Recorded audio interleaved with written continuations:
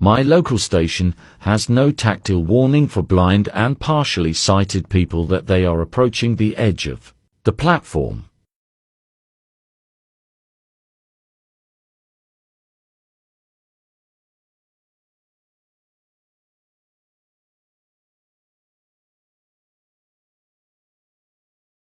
It's incredibly dangerous. Many blind and partially sighted people have been injured or killed falling onto tracks across the country. Our NIB are campaigning to make it a requirement for all stations.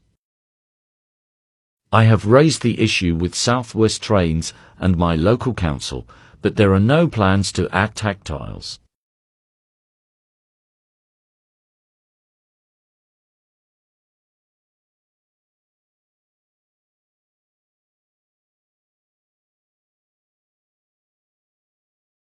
It really scares me.